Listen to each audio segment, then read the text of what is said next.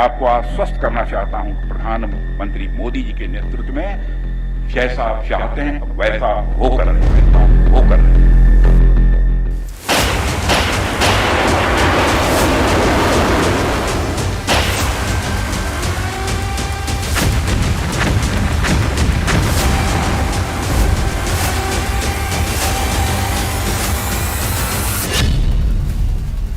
पाकिस्तान पहुंचा तुर्की युद्धपोत, चुन चुन कर मारेगा भारत। 22 अप्रैल को पहलगाम पर हुए पाकिस्तानी आतंकियों के हमले के बाद से बॉर्डर पर जंगी हालात पूरी तरह से बदल चुके हैं। पिछले 12 दिनों से बॉर्डर पर पाकिस्तानी सेना लगातार सीज फायर का उल्लंघन कर रही है। खबर है कि पाकिस्तानी सेना की तरफ से भारी फायरिंग हो रही है, जिसका जबरदस्त जवाब भारतीय सेना ने दिया है। दावा तो यहां तक किया गया है कि पाकिस्तानी सेना की कई चौकियां पूरी तरह से तबाह हो चुकी हैं। दूसरी तरफ अब खबर आ रही है कि तुर्की का एक युद्धपोत भारी हथियारों से लैस होकर पाकिस्तान के कराची में पहुंच चुका है। पाकिस्तानी मीडिया का दावा है कि अगर भारत और पाकिस्तान के बीच बड़ी जंग छिड़ती है तो ऐसे हालात में तुर्की पाकिस्तान का जंग में पूरा साथ देगा।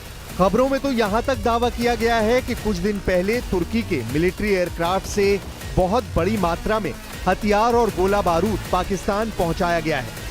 खबर तो यहां तक आ रही है कि पाकिस्तान को समझ आ चुका है कि भारत हमला करने में इसलिए ज्यादा वक्त लगा रहा है क्योंकि वो पाकिस्तान में घुसकर कुछ बड़ा करने वाला है। ऐसे हालात में खबर यह भी है कि पाकिस्तान की शहबाज शरीफ की सरकार ने जो हाई लेवल इमरजेंसी मीटिंग बुलाई है, उसमें इमरान खान की पार्टी पीटीआई ने शामिल होने से साफ इनकार कर दिया है। इमरान की पार्टी का हाई लेवल मीटिंग में शामिल नहीं होना साफ साबित करता है कि पाकिस्तान के अंदरूनी हालात बेहद खराब हो चुके हैं। दूसरी तरफ पाकिस्तान में कई मौलाना और मौलवियों ने ऐलान कर दिया है कि युद्ध में वो पाकिस्तानी सेना का साथ नहीं देंगे। इस्लामाबाद में मौजूद लाल मस्जिद के मौलाना और इमाम अब्दुल्ला अजीज गाजी ने साफ कह दिया है कि ये जंग इस्लाम की नहीं है जो हम पाकिस्तानी सेना का साथ दें। खैबर पख्तूनवा के एक पाकिस्तानी मौलाना ने तो कुरान की कसम खाते हुए पाकिस्तानी सेना को हरवाने का ऐलान कर दिया है और भारत का साथ देने का वादा किया है।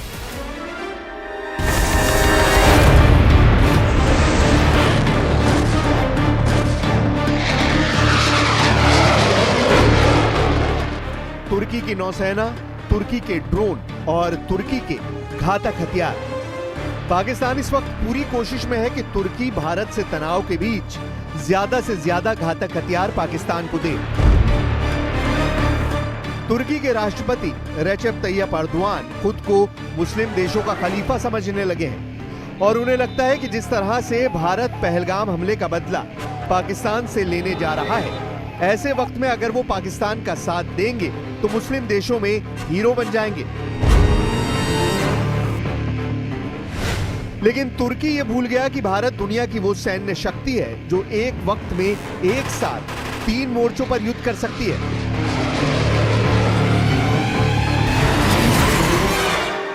अब आप देखिए कराची पहुंचा तुर्की का युद्धपोत किन हथियारों से लैस है। भारत से तनाव के बीच तुर्की नौसेना का एक जहाज टीसीजी बुयुकादा कराची के बंदरगाह पर पहुंच गया है। तुर्की के युद्धपोत टीसीजी बुयुकादा से भारत में चिंता बढ़ गई है। टीसीजी बुयुकादा एक एडा क्लास एएसडब्ल्यू कॉर्वेट है जो आधुनिक हथियारों और तकनीक से लैस है। तुर्की नौसेना के एडा क्लास एएसडब्ल्यू कॉर्वेट का दूसरा जहाज बुयुकादा 7 मई तक कराची में रहने की उम्मीद है। इन जहाजों को सतही युद्ध, पनडुब्बी रोधी अभियानों और गश्ती मिशनों के लिए डिजाइन किया गया है। जहाज एडवांस रडार सिस्टम, 76 मिलीमीटर नौसैनिक बंदूक, जहाज एंटी मिसाइल और टॉर्पीडो लॉन्चर्स से लैस है। इसमें समुद्री विमानन संचालन का समर्थन करने के लिए एक हेलीकॉप्टर लैंडिंग पैड और हैंगर भी है। भारत पाकिस्तान तनाव के बीच तुर्की का झुकाव पाकिस्तान की तरफ बढ़ता जा रहा है। अंकारा से तुर्की वायुसेना के C-130 विमान के कराची में उतरने के कुछ दिनों बाद तुर्की नौसेना का एक युद्धपोत 4 मई को कराची बंदरगाह पर पहुंचा, जिसने एक बार फिर भारत की चिंता बढ़ा दी है।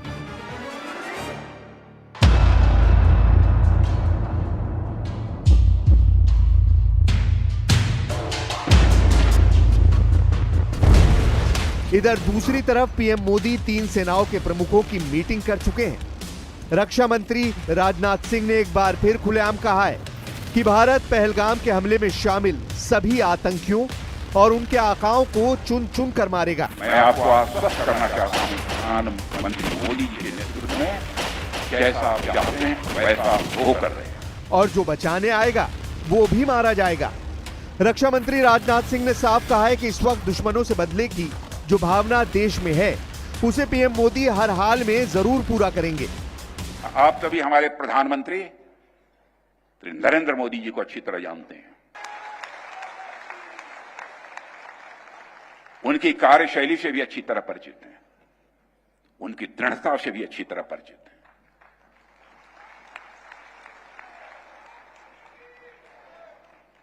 जोखिम उठाने का भाव किस तरीके से उन्होंने सीखा है अपने जिंदगी में, उससे भी आप अच्छी तरह समझते हैं।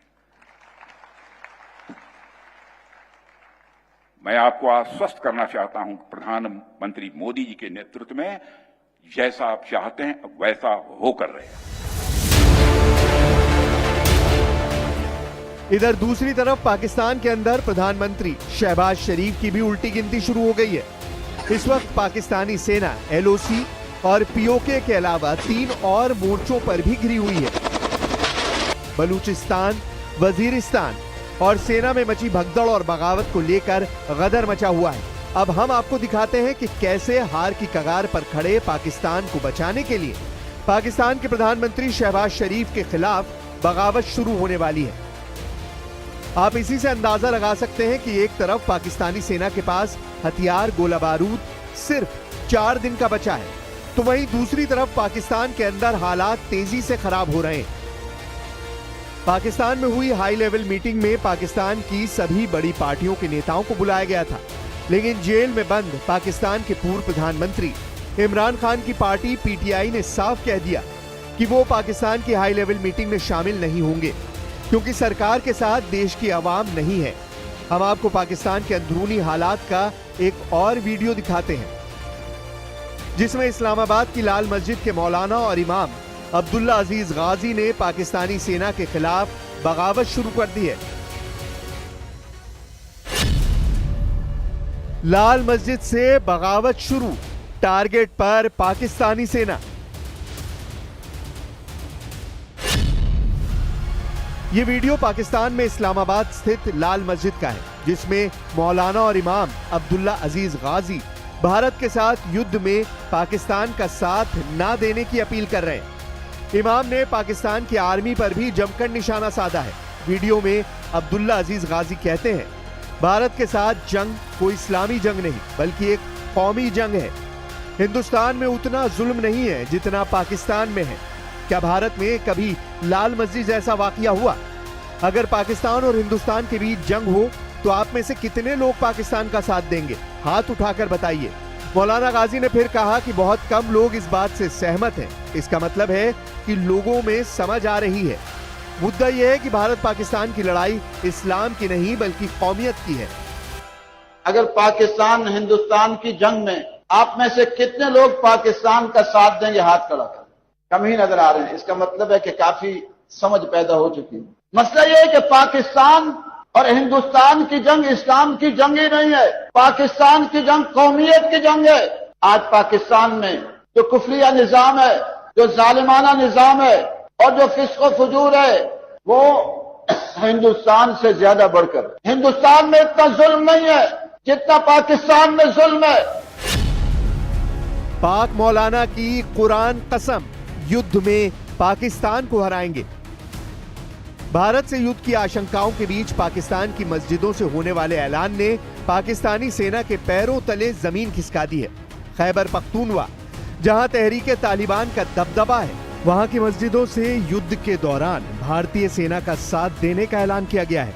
एक मस्जिद के प्रभावशाली मौलाना का ऐलान सामने आया है, जिसमें वो मस्जिद के अंदर से ऐलान करते हुए कह रहे हैं कि कुरान की कसम खाकर कहता हूं कि अगर भारत पाकिस्तान पर हमला करता है तो हम भारतीय सेना का साथ देंगे। अगर भारत पाकिस्तान पर हमला करता है तो हम पश्तून भारत की सेना के साथ खड़े होंगे, ना कि पाकिस्तानी फौज के साथ। इस दौरान मौलाना के हाथ में कुरान होता है ये वीडियो खैबर पख्तूनवा का है, जहां पाकिस्तान की सेना ने स्थानीय आबादी के खिलाफ क्रूर ऑपरेशन चलाए हैं और बलूचिस्तान की तरह ही सैकड़ों लोगों को गायब करवा दिया है। लिहाजा पाकिस्तान के भीतर उठ रही आवाजें अब साफ साफ बता रही हैं कि जिन्ना का देश सिर्फ बाहर से नहीं बल्कि अंदर से भी टूट रहा है। हिंदुस्तान पर पाकिस्तान हमलों का ईमान दायो खबर और इकबल खबर मसलूम कल जेल कुम सफा सफा वायम कनी सिमाऊ निसा जेल के आगा उलमा आगा तुलमा कसम पर अल्लाह कुरान में मखित दे अगई बदा दुआगा निकोली या अल्लाह पदे मुल्क दे हिंदुस्तान हमला वाला मुंग बदे हिंदुआन फौज मरगिरी गिरसू दखपल फौज मरगिरतिया न कहू दुमर जुल्म नशु दा कुरान में अत मखित को दरोग वर के वाम मां के बेईमान दुमर पुख्तान ले उठा कोल ता सर बताई दू की स्ता मरगिरतिया बहू की ता बस बदे जिंदाबाद जगह हुई का गलत हुआ मोई उबकी दर सरा ताकुम जुल्मुन को दी मुल्क सरा ताकुम जुल्मुन को दी पुख्तून सरा ताकुम न पुख्तून बचाओ न जड़ो।